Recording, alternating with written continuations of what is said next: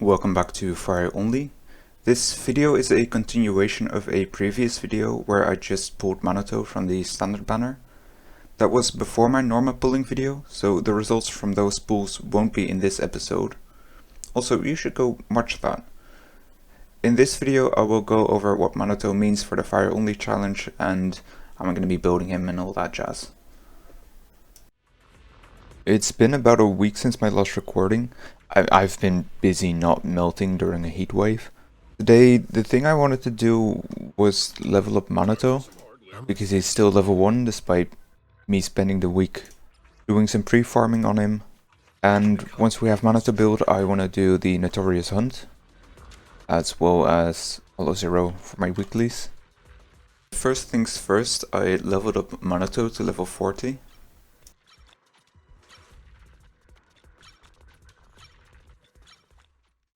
So what we're gonna do, we're gonna be leveling Puzzle Sphere, even though I don't want to. It's not a very wise investment because of how bad it is.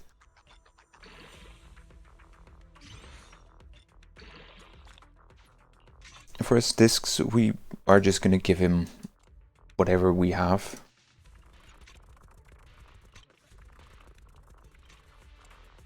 We're gonna give him Woodpecker Electro for now. Obviously that's not how you build him, but it's what I have on my account right now. We also still have a Cinema, which improves his fire damage a little bit based on the amount of HP he loses. Not too bad.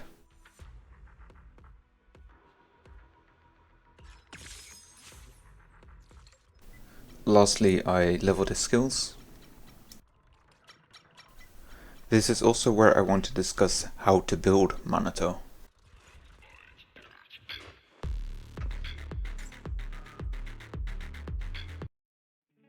Now that we have Manato, I wanted to do a very quick start guide on how to play him and how to build him. If you want a more detailed guide, you can go look that up on YouTube. Now for his basic kit, I put it down to 2 things that are interesting. The rest pretty much does exactly what you expect. The first thing is his special move, where he will charge up a gauge, which you can see what it looks like here, and then once you hit a certain threshold, you unlock his EX special and it increases his basic attack damage. Then he also has some self buffs from his core skill, and because this special move also makes him lose HP, his first Mindscape and his W engine also give him some buffs. The other thing is his assist follow-up, where he does a ground slam move with his big cleaver. Now at M0 you only get an assist follow-up from his perfect assist, so those are his yellow flashes. At M2 you also get access to his ground slam move if you get attacked during charging your gauge from your special. And at M6 you also have access to his ground slam against stunned enemies. And you can see the progression here, how his Mindscapes fix part of his kit, where at M0 you don't get access to his ground slam while you play him on field because you don't have those perfect assists on him. At M2 you fix that, but you still have the issue of, well, you don't get attacked during a stun window, and then his M6 fixes that part. Now how do you build him? Manato skills mostly of crit but also HP, because he is a rupture agent. His best W engine would be his signature, which if you max it out gives him a good amount of fire damage and also crit rate, but the crit rate only has a 5-second uptime after losing HP. That can be a bit cumbersome to play around.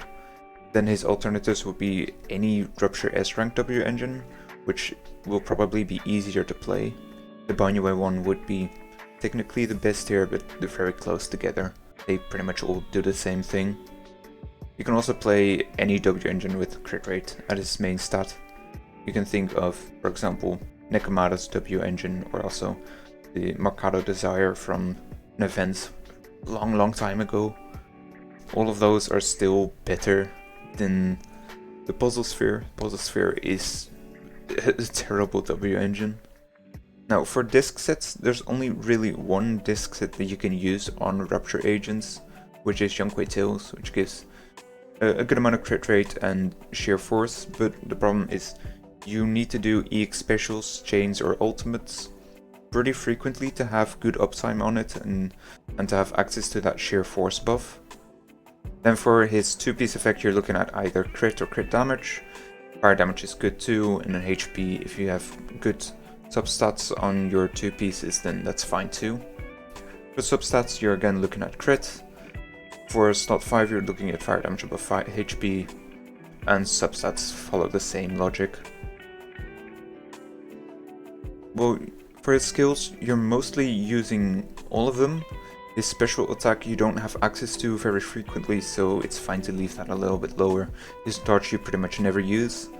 His ultimate is good, his chain attack is not great, but because Young Great Tales has as conditional that you do quite frequent EX specials, chains or ults, you will be doing a double chain on Manato, so do make sure to level that skill up as well.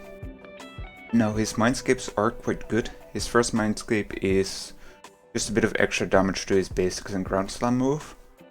Then at M2, I would argue this is mandatory to get for a good playstyle where he has some fire res ignore, which is a good damage buff, but it allows him to do a better on-field playstyle. His M3 is a motion value increase from his skill levels. M4 gives a bit of max HP and also some extra survivability where it's harder to die with him. Mindscape 5 is again motion value increase, and his M6 is good for his burst damage from being able to use his ground slam in the stun window, and also from getting some fire damage percent for doing his ground slam move. But I would say that if you want to play Manato, getting him to high mindscapes is pretty important for him to reach his maximum potential. Now for his teammates, his best in slot teammates are Dialin, Norma, Jufufu, a bit behind those two, and then of course Lucia is the dropshot support. You could also look at some other characters to get some extra chain attacks in for his disc set conditional, which would be Astra or Mindscape 2 Yuzuha. Panyanhu is a good alternative to Lucia, but Panyanhu and Norma play in the exact same team slot. That means you can only have one of them in your team. And then for free-to-play stun characters, you would look at Kalador or Pokra at Mindscape 6.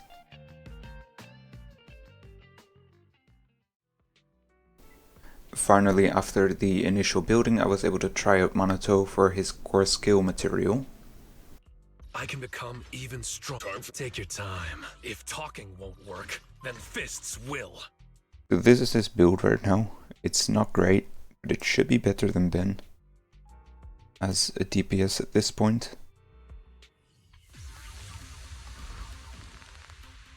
The player is to pretty much always on-field Ben, and then when we get a defensive assist, we can go and do a defensive assist on Manato and make sure he actually has his follow-up.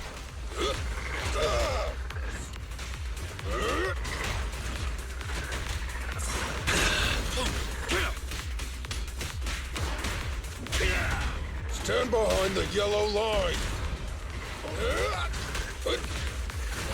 We still got trouble.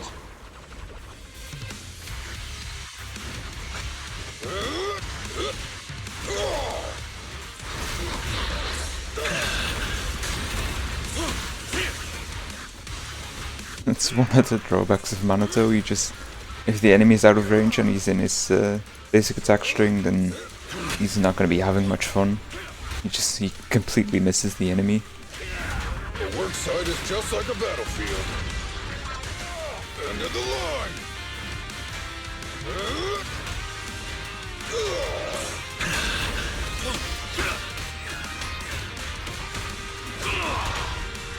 Just try me.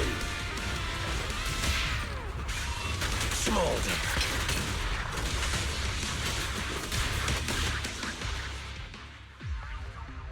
We'll do that one more time. Like this.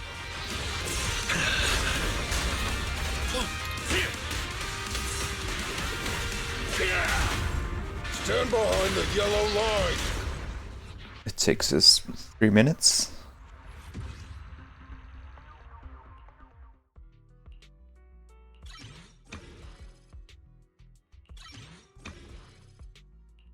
Now this mainly increases his crit damage and fire damage, and here also it's HP. I then got a few more discs for him from the music store. For Notorious Hunt, we're going to focus on what we need for Ben. In part because I believe this boss has lower HP than the one that Manato needs.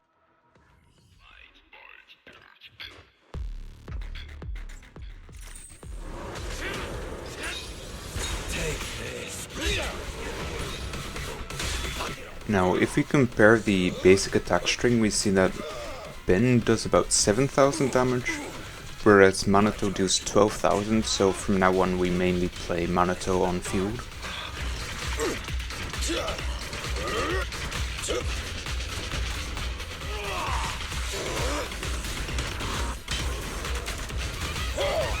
Try this!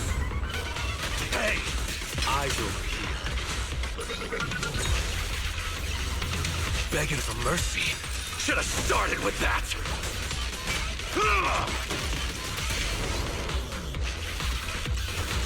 Wanna go another round? I'm down.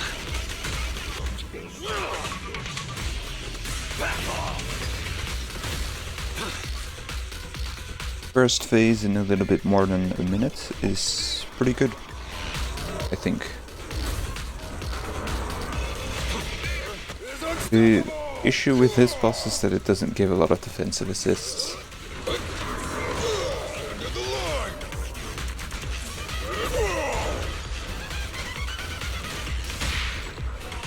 Hey! Eyes over here.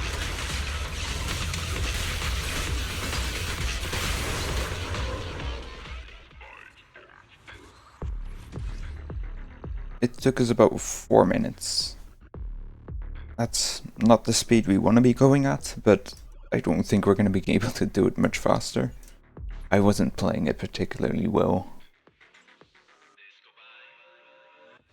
Begging for mercy. Should have started with that! If we look at the stats right now, we can see that Manato has actually a decent amount of crit rate now, in part because of Ben's additional ability, which gives 16%, but also because Manato gives himself quite a bit of crit rate.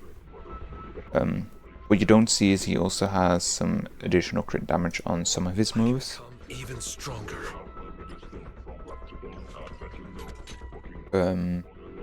It's the assist follow-up that has additional crit damage. But in this fight we haven't really been able to take advantage of that. Take your time. I'm listening.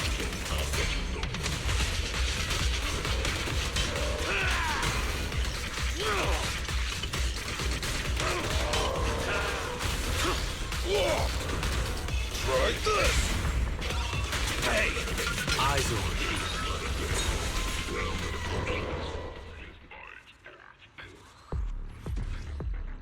It was a better time by about 20 seconds.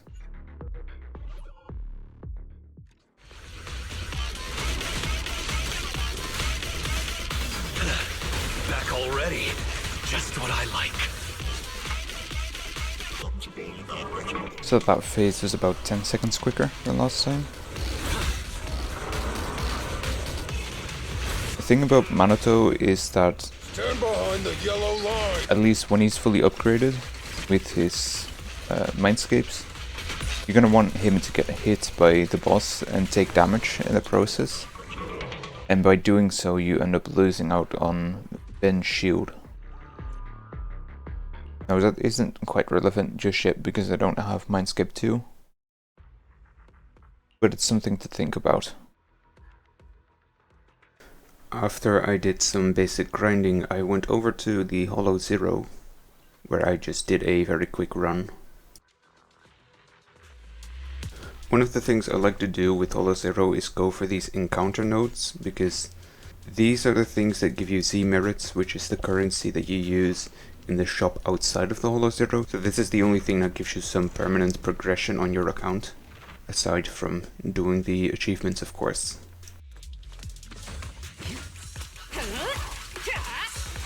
We fight together. Running away? Too late! Yeah!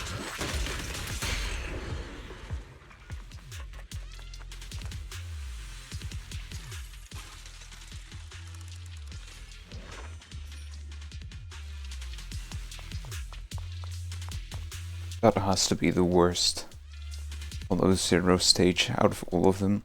You get one chance to get usually something that isn't even good. Even like the risk reward isn't there because the reward is so bad. Removing threat. The best defense is a strong offense. One of the reasons why I wanted to show this clip is because it shows that Evelyn can be very good at crowd control, which is something I don't have right now and probably won't have for some of the future fire characters I can get as well. Personnel only!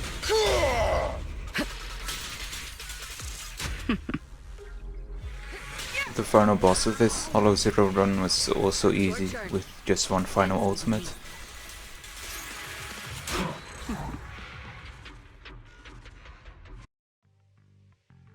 Right now there's an event going on where we get double drops in area patrol, which is how we get the discs. So I wanted to take that as an opportunity to talk a little bit about which disc sets are good to farm for fire only. I'll also play a stage here. Now the main ones I want to look at are Woodpecker Electro. Combat attack is something that most units are able to use. Obviously Rupture cannot use it, and its 2-piece effect of crit rate is also very useful. It means that we'll pretty much always be able to use it for its 2-piece effect, and its 4-piece would be a good set to have just as a generic fallback option if we do not have a good specialized set.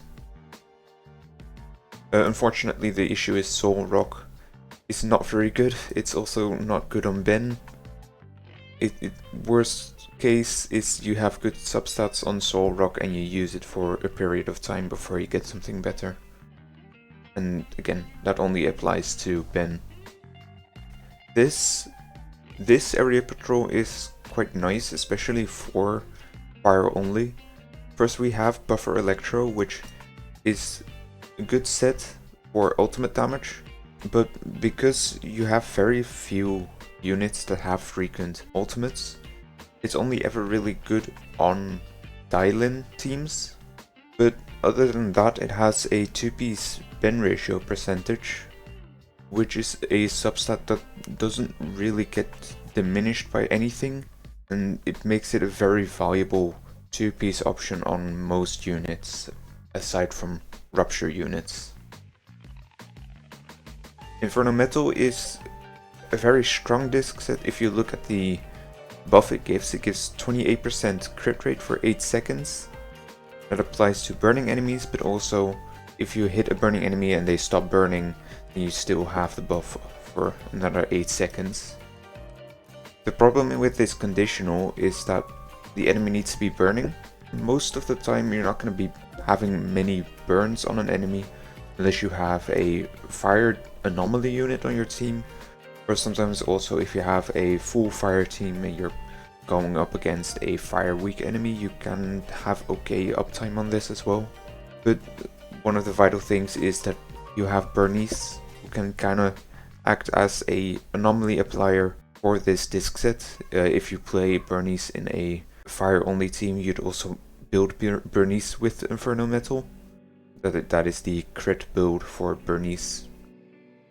Other good sets to farm for is Bronze and Blade Song, because of its 2-piece of crit damage, and Astral Voice as a pretty good supportive set. You can play most units that have quick assists, can take advantage of Astral Voice, and also the 2-piece effect of attack percent is usable on most agents. And the nice thing about this particular stage is that both disc sets are good. Then of course we have Yunque Tails, which is the de facto Rupture piece. It's HP percent and it gives sheer damage bonus, which is multiplicative with other damage types, and that is what makes this set so strong, is the sheer damage bonus. The drawback is that you need 3 stacks by triggering special attack, chain attack or ultimate, and the one unit that doesn't have frequent EX special attacks is Manato. We have King of the Summit, which is the de facto set for stun agents. It gives the whole squad crit damage. If you have more than 50% crit rate, you give another 15%, but that is limited to stun characters. Then of course we have the most popular sports set, which is Moonlight Lullaby. It's energy regen and 25 seconds of damage percent when you use EX Special or Ultimate, which is something that only applies to Lucy right now, but if we build Lucy we want this set. This set, Woodpecker Electro, is typically best to get from the music shop. And I think this particular stage is also going to be quite nice to farm. And that last stage ended up being exactly the one I would farm for today.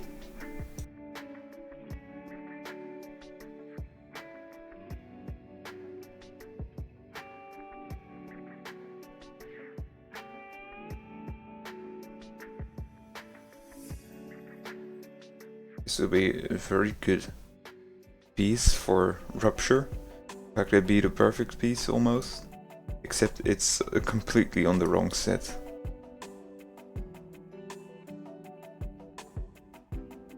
Actually, just leveling this, I want to see what it gives us. It did not roll well. It should still be a damage boost by just equipping it, even though the 2-piece is not really something we can use.